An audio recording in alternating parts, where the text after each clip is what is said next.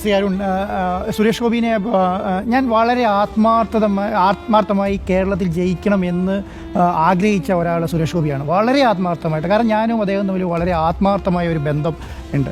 കാരണം എന്നെ അദ്ദേഹം ഒരു വലിയ കാര്യത്തിൽ സഹായിച്ചിട്ടുണ്ട്. ആ സഹായം ഇങ്ങനെ പറയാൻ പാടുമോ എന്ന് എനിക്കറിയില്ല. പക്ഷേ ഞാൻ ഒരു പ്രാവശ്യം എനിക്കൊരു അസുഖമുണ്ടായി, പ്ലേറ്റ്ലൈറ്റിൻ്റെ ഒരു കുറവുണ്ടായി. അപ്പം എന്നെ എമർജൻസിയായി കോഴിക്കോട് ബിംസ് ഹോസ്പിറ്റലിൽ അഡ്മിറ്റ് ചെയ്തു. അപ്പോൾ രാത്രി 9 മണിക്കാണ് എന്നെ അഡ്മിറ്റ് ചെയ്യുന്നത്. അപ്പം രാവിലെ 6 മണിക്കായപ്പോഴത്തേക്ക് എൻ്റെ പ്ലേറ്റ്ലേറ്റ് ഒരു 3000 4000 എത്തി. അപ്പോൾ എന്നെ പെട്ടെന്ന് അവിടുന്ന് വെല്ലൂരേക്ക് ഷിഫ്റ്റ് ചെയ്യണം. അങ്ങനെ വെല്ലൂരേക്ക് ഷിഫ്റ്റ് ചെയ്യുന്ന സമയത്ത് രാവിലെ 6 മണിക്ക് അവിടെ ഹെലികോപ്റ്റർ ലാൻഡ് ചെയ്യാൻ വേണ്ടി, അവിടെ ലുലുവിൻ്റെ ഹെലിപ്പാഡിൽ ഹെലികോപ്റ്റർ ലാൻഡ് ചെയ്യണം. ആ സമയത്ത് അവിടെ ലുലുവിൻ്റെ ഹെലിപ്പാഡിൽ അവിടെ പെർമിഷൻ ഇല്ല ലാൻഡ് ചെയ്യാൻ വേണ്ടിയിട്ട്. അപ്പോൾ അവിടെ കളക്ടറെ വിളിച്ചു, വന്ന് പ്രശാന്തിനെ വിളിച്ചു, അവിടെ കുറേ ആൾക്കാരെ വിളിച്ചു. പക്ഷേ ആരും പെർമിഷൻ DGCനോട് പെർമിഷൻ മേടിച്ച് തരാൻ വേണ്ടി നോക്കിയിട്ട് നടക്കുന്നില്ല. അങ്ങനെ അവസാനം സുരേഷ് ഗോപിനെ വിളിക്കുകയാണ്. സുരേഷ് ഗോപിനെ വിളിച്ചപ്പോൾ പിന്നെ നടന്നത് എന്താണെന്ന് അറിയോ? ആൻറ്റോയ്ക്ക് എന്ത് പറ്റിയെന്ന് ചോദിച്ചു. ആൻറ്റോയ്ക്ക് ഇങ്ങനെ പ്ലേറ്റ്ലേറ്റ് ഇഷ്യൂ ആയി, അങ്ങനെ വെല്ലൂരേക്ക് ഷിഫ്റ്റ് ചെയ്യണമെന്ന് പറഞ്ഞു. ഒറ്റ കോളാരാണ് ഒരേ ഒരു കോൾ. പിന്നെ നടന്നെന്താണെന്നറിയോ?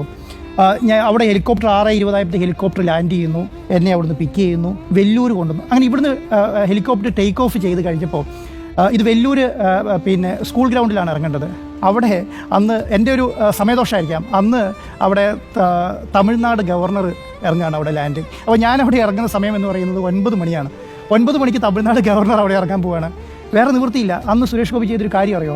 പ്രധാനമന്ത്രിയുടെ ഓഫീസിൽ വിളിച്ച് തമിഴ്നാട് ഗവർണർ, ഇദ്ദേഹത്തിന് ഡയറക്റ്റ് കണക്ഷനില്ല, അവിടെ പ്രധാനമന്ത്രി ഓഫീസിൽ വിളിച്ച് ഗവർണറോട് പറഞ്ഞു, ആ ഹെലികോപ്റ്റർ 9 മണിക്ക് ഗവർണർ ഇറങ്ങേണ്ട ഹെലികോപ്റ്റർ എനിക്ക് വേണ്ടിയിട്ട് അദ്ദേഹം, ഞാൻ ഇറങ്ങി 11:30ക്കാണ് ഇറങ്ങുന്നത്. ഞാൻ അവിടെ ചെല്ലുമ്പോൾ കാണുന്ന അവസ്ഥ എന്താണെന്നറിയോ?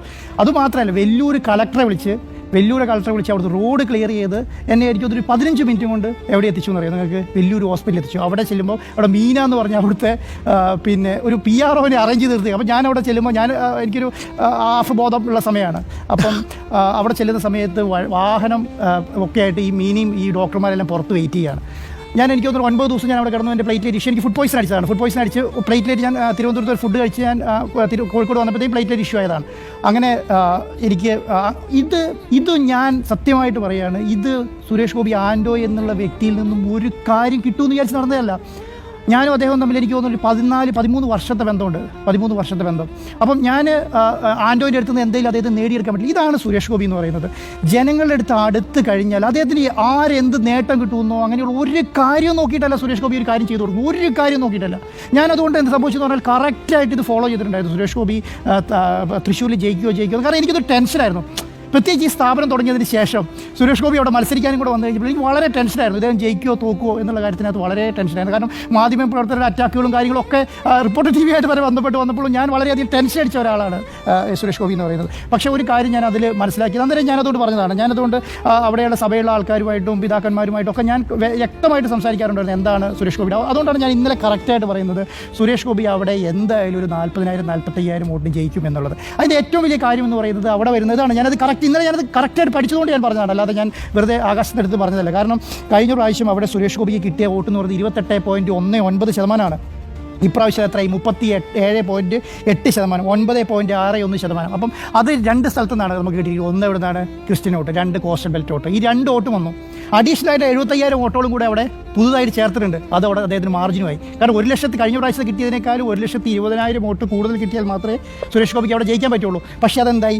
അഡീഷണലായിട്ട് മാർജിനും കിട്ടി. അപ്പം ഇത് സുരേഷ് ഗോപി എന്ന് പറയുന്ന വ്യക്തി എന്ന് പറഞ്ഞാൽ, ഇന്നലെ അത് നികേഷ് കുമാർ എന്നോട് പറഞ്ഞത് സുരേഷ് ഗോപിക്ക് കഴിഞ്ഞ പ്രാവശ്യം പൊളിറ്റിക്കൽ വോട്ടാണ് കിട്ടിയത്. അവിടെ 28% പൊളിറ്റിക്കൽ വോട്ട് കിട്ടിയെന്ന് പറഞ്ഞു. ഞാൻ തർക്കിക്കാൻ കാരണം 2021 നിയമസഭാ ഇലക്ഷനിൽ അവിടെ പിന്നെ സുരേഷ് ഗോപിക്ക് കിട്ടിയ വോട്ട് എന്ന് പറയുന്നത് പൊളിറ്റിക്കൽ, അദ്ദേഹത്തിൻ്റെ വ്യക്തിപരമായ വോട്ട് 30.8% വ്യക്തിപരമായ വോട്ട് സുരേഷ് ഗോപിക്ക് അവിടെ കിട്ടിയതാണ്. അപ്പം ആ ലെവലിൽ സുരേഷ് ഗോപി അവിടെ ഒരു വ്യക്തി, കാരണം സുരേഷ് ഗോപിൻ്റെ ഒരു പ്രത്യേകത, നിങ്ങളെല്ലാവരും ബന്ധപ്പെട്ട് സംസാരിക്കുന്ന ഒരാളെന്നുള്ള നിലയ്ക്ക് ഞാൻ ഒരു കാര്യം മനസ്സിലാക്കുന്നത്, ഇഷ്ടപ്പെട്ട് കഴിഞ്ഞാൽ ദേഷ്യവും സങ്കടവും പ്രശ്നങ്ങളും ഒക്കെ നേരിട്ടങ്ങ് പറയും. നിന്നോട് ദേഷ്യമുണ്ടോ? ദേഷ്യമാണ്. അതായത് 5 മിനിറ്റത്തെ ദേഷ്യമുള്ളൂ, 10 മിനിറ്റത്തെ ദേഷ്യമുള്ളൂ. അത് കഴിഞ്ഞ് വിളിച്ചാൽ പുള്ളിക്ക് അങ്ങനെ ഒരു ഇഷ്യൂ ഇല്ല.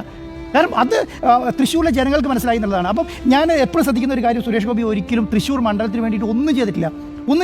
അതേ കേരളത്തിൽ ഞാൻ അദ്ദേഹം കഴിഞ്ഞ പ്രാവശ്യം 5 വർഷം MP ആയിരുന്ന സമയത്ത് കേരളത്തിലെ ഏതെങ്കിലും ഒരു ജില്ല ഫോക്കസ് ചെയ്ത് അദ്ദേഹം വർക്ക് ചെയ്തിട്ടില്ല. അവിടെ വയനാട് ചെയ്തിട്ടുണ്ട്, കാസർഗോഡ് ചെയ്തിട്ടുണ്ട്. കാസർഗോഡൊക്കെ എൻഡോസൾഫാനൊക്കെ പോയിട്ട് അദ്ദേഹം ചെയ്യേണ്ട ഒരു കാര്യമില്ല. എന്ത് കാര്യത്തിനാണ് അദ്ദേഹം തൃശ്ശൂർ മത്സരിക്കുന്ന ആൾ എൻഡോസൾഫാന് വേണ്ടി അവിടെ പോയി ചെയ്യുന്നതിനാണ്? അപ്പം ജനകീയനെ ഞാൻ ഇന്നൊരു കാര്യം ശ്രദ്ധിച്ചിട്ടുണ്ട്. ലൂർദ് മാതാവിന് നന്ദി പറഞ്ഞിട്ടാണ് ഒരു BJPയുടെ MP ഇന്ന് മാധ്യമങ്ങൾ അഭിസംബോധന ചെയ്ത്. ചരിത്രത്തിലാദ്യമായി ഏത് MP BJPയുടെ ഒരു MP ലൂർദ് മാതാവിന് നന്ദി പറഞ്ഞിട്ട് ഒരു MP സത്യപ്രതിജ്ഞ ചെയ്തിട്ടുള്ളത്, അല്ലെങ്കിൽ മാധ്യമങ്ങളെ കണ്ടിട്ടുള്ളത്? ഇന്ന് മാധ്യമങ്ങളെ കണ്ടപ്പോൾ ആദ്യം പറഞ്ഞ എന്താണ്? ലൂർദ് മാതാവിന്. രണ്ടെന്താ നികേഷ് കുമാർ പറഞ്ഞതുപോലെ എന്താണ് പിന്നെ എന്ത് പറഞ്ഞാ പ്രജാദൈവം, മതേതര പ്രജാദൈവം, അതാണ് അതിൻ്റെ വാക്ക്. മതേതര കാരണം ഞാൻ മതേതരമായ ഒരാളാണ്, എനിക്ക് മതേതര വോട്ടുകൾ മുഴുവൻ കിട്ടിയെന്ന് പറഞ്ഞ് ഒരു BJPയുടെ MP ഇതുവരെ എന്നിട്ട് അദ്ദേഹം പറഞ്ഞ കാര്യം അറിയോ? നിങ്ങൾ ആളെ നോക്കി വോട്ട് ചെയ്യണം. നമുക്ക് ഞാനതിനെ ഏറ്റവും ഹൈലൈറ്റ് ചെയ്ത വാക്കാണ്. ഇത്രയും നാൾ രാഷ്ട്രീയ പ്രവർത്തനം നടത്തിയ അല്ലെങ്കിൽ മാധ്യമ പ്രവർത്തനം നടത്തിയ നമുക്കൊക്കെ കാര്യം മനസ്സിലാകുന്ന എന്താണ്? ആളെ നോക്കിയാണ് വോട്ട് ചെയ്യേണ്ടത്. സത്യമല്ലേ അത്? കാരണം നമ്മൾ പാർട്ടി നോക്കി വോട്ട് ചെയ്യും. കാരണം ഒരു പൊളിറ്റിക്കൽ ഇമ്പാക്റ്റിനേക്കാളും കൂടുതൽ നമ്മുടെ നാട്ടിലേക്ക് എന്തെങ്കിലും കിട്ടണമെങ്കിൽ, നമുക്ക് എന്തെങ്കിലും ചെയ്തു തരണമെങ്കിൽ, ഇതിപ്പോൾ വർക്ക് ചെയ്യുന്ന ആളാണോ, ചെയ്യുന്ന ആളാണോ, ജനങ്ങളുടെ കൂടെ നിൽക്കുന്ന ആളാണോ, സപ്പോർട്ട് ചെയ്യുന്ന ആൾക്കാർ, ഇതൊന്നും നോക്കാതെ എന്ത് ചെയ്യും? ഇതെല്ലാ കാര്യങ്ങളും ചെയ്യും. ലാസ്റ്റ് എന്ത് ചെയ്യും? 5 വർഷം കഴിഞ്ഞപ്പോഴത്തേക്ക് ഒരു കാര്യവും ചെയ്യാതെ എത്ര ആൻറ്റി ഇൻക്യുമൻസിയാണ് മുഴുവൻ നടന്നത്. ഈ പറഞ്ഞ സെൻട്രലിലാണെങ്കിലും കേരളത്തിലാണെങ്കിലും മുഴുവൻ നടന്ന പ്രശ്നങ്ങൾ ആൻറ്റി ഇൻക്യുമൻസി. അപ്പോൾ ഞാൻ നിർത്തുകയാണ്. സുരേഷ് ഗോപിനെ അപേക്ഷിച്ച് സുരേഷ് ഗോപി തൃശ്ശൂരിൽ ജയിക്കേണ്ട ഒരാളായിരുന്നു. ജയിച്ചാൽ അതിയായി ഞാൻ സന്തോഷിക്കുന്നുണ്ട്. റിപ്പോർട്ടർ TV എല്ലാവരും സന്തോഷിക്കുന്നുണ്ടെന്ന് ഞാൻ വിചാരിക്കുന്നത്. കാരണം കേരളത്തിൽ കേരളത്തിൽ അധികം സുരേഷ് ഗോപി ജയിക്കില്ല എന്ന് 99% മാധ്യമങ്ങളും മാധ്യമപ്രവർത്തനം പറഞ്ഞപ്പോൾ ഞാൻ സുജയൻ തർക്കിച്ച് നിൽക്കാൻ കാരണം ഞാൻ സുജയനോട് ഡെയിലി സംസാരിക്കുന്ന ഒരു കാര്യമാണ് സുരേഷ് ഗോപി ജയിക്കുമോ ഇല്ലയോ എന്നുള്ളത്. അതുകൊണ്ട് ഞാൻ ഉറപ്പിച്ച് പറഞ്ഞത് സുരേഷ് ഗോപി ജയിക്കും എന്നുള്ളൊരു നിലപാടെടുക്കാൻ കാരണം എനിക്ക് വളരെ സന്തോഷമുണ്ട്. എല്ലാവിധ ഭാഗങ്ങളും നേരുന്നു. കേന്ദ്രമന്ത്രിയാവുന്നതാണ് എൻ്റെ വിശ്വാസം. ആവുകയാണെങ്കിൽ നന്ന്. ഓക്കെ.